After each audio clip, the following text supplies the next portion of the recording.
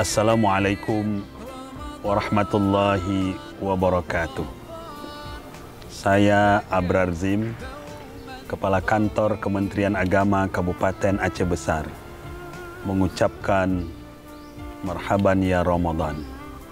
Selamat menunaikan ibadah puasa Ramadan 1441 Hijriah. Semoga amal ibadah kita diterima oleh Allah Subhanahu wa Ta'ala.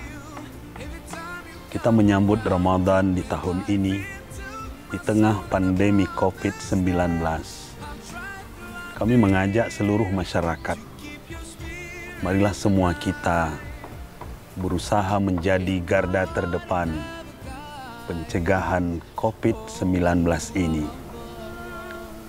dengan melaksanakan anjuran pemerintah, edaran Menteri Agama Republik Indonesia, dan juga fatwa dari Majelis Ulama Indonesia, edaran dari Gubernur Provinsi Aceh.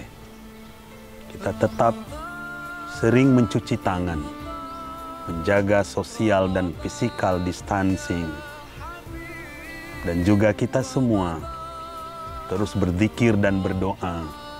Semoga pandemi COVID-19 ini cepat berlalu. Semoga kita semua sehat walafiat dan kembali beraktivitas sebagaimana biasanya. Terima kasih.